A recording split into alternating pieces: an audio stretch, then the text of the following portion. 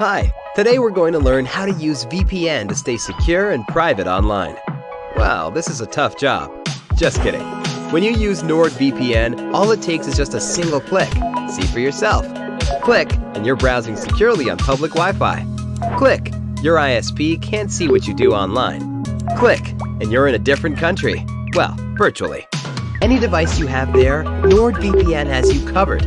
Everything else is just details. But if you care to know more, NordVPN has more than 5,000 servers all over the world. It protects your sensitive data with advanced encryption, shields you from malware and phishing sites, and keeps no logs of your online activity. Click link in the description and get 68% discount for your first order. Preparing. Purchase your SeaWorld tickets online or over the phone before visiting the park, particularly if you are visiting from outside the U.S. This will save you time. When you arrive at the park, you won't have to wait in any queues at the ticket offices. Preview the attractions in the park before your visit.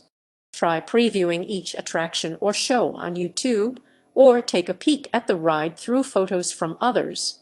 Learn from what others see. This can help decide which rides and attractions will take priority during your visit. Pack water, snacks, money, and most importantly, your park tickets before you leave for the park that day. Entering the park, look at the setup of SeaWorld San Diego as you enter through the turnstiles. SeaWorld San Diego doesn't have lands in how some theme parks do, but it has many prominent attractions to help you navigate through the park. Follow the park outline by taking a left and follow clockwise around the park. Visiting specific attractions, take in the Explorer's Reef section of the park just in front of you as you enter the park. If you'd like to touch stingrays and other aquatic animals, this is the place to go. This attraction was also built to commemorate SeaWorld's 50th anniversary. Watch Shamu, the icon of SeaWorld, at the Shamu Show in One Ocean at Shamu Stadium. Get to know a lot more about his habit and a little more information about how powerful his fins really are. Find out what times the Shamu Show is showing on that particular day. It normally only has a few shows per day. Be careful of the splash zone at the Shamu Zone. Sit back in the upper deck if you don't want to get super soaked. If you're game to get soaked, you can try out the bottom row of seats. Exit out of the stadium and head towards Dolphin Point and Otter Outlook, what you'll see in the back of the Shamu screen several yards away. You'll be able to see dolphins and otters in these two little areas. Head towards Shipwreck Rapids if you like whitewater rafting rides. It's a wild ride, much like a Grizzly Peak whitewater raft ride at Disney's California Adventure Park, Kali River Rapids at Disney's Animal Kingdom, Lake Buena Vista, Eiffel, or Rio Loco at SeaWorld San Antonio. Pass in back and over top Aquaria, World of Fishes exhibit. Here you will see a whole bunch of types of fishes in an aquarium-like setting. Look at some of the washed ashore sculptures. Some of these are truly interesting and highlight some elegant recycling projects. Take a right outside of the washed ashore sculptures and head towards Manton and the bat ray feeding area if sky rides don't thrill you. Catch feeding time at the bat ray exhibit if you find yourself there at the right time. Ride the Manta roller coaster. Look at the park from the Sky Tower. To get there from the Manta roller coaster, you need to take a left. It's a little way up, but the ride is cool and relatively easy and can definitely take a load off of any tired feet that may exist. Pass by the sea lion feeding. If you've caught the bat ray feeding and have taken in Sky Tower as well, you'll most likely have missed the sea lions feeding. But if your timing is just right, you can catch them in the act. Head up towards the Sea Lion and Otter Stadium. You can catch the Otter Show here. Watch the flamingos at the Flamingo exhibit just outside of the Mission Bay Theater. You'll learn a lot about the solitary life of a flamingo and its biome. There are two places you can see flamingos. The other one is to the one side of Animal Connections near the Dippin' Dots Sunday shop on the other side of the Arctic Plaza. Arctic Plaza is a special events-only area across from Pets Stadium down a small pathway.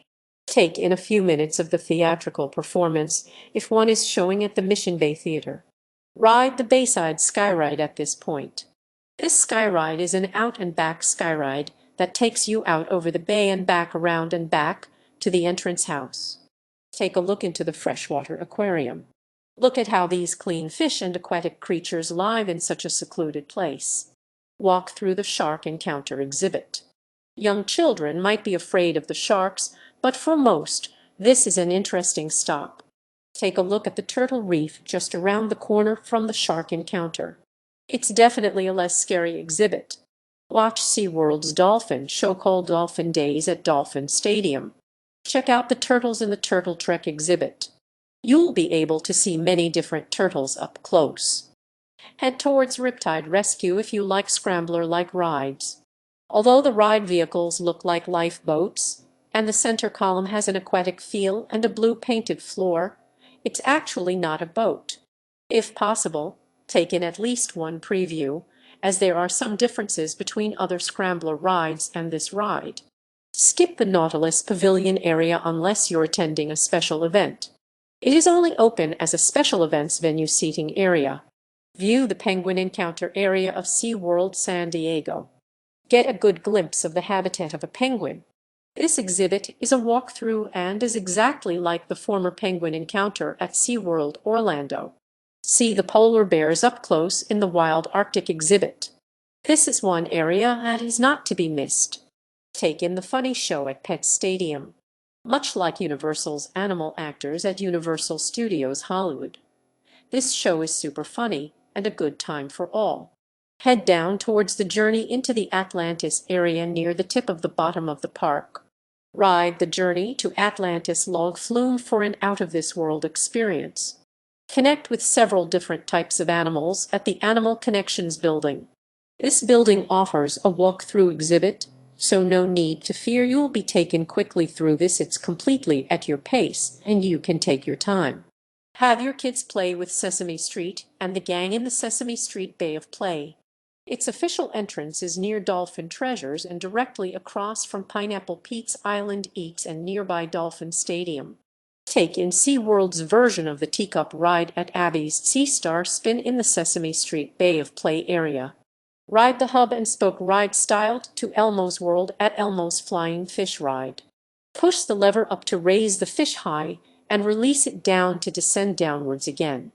Ride the rather tame version of a pirate ship-like ride at Oscar's Rockin' Eel Ride.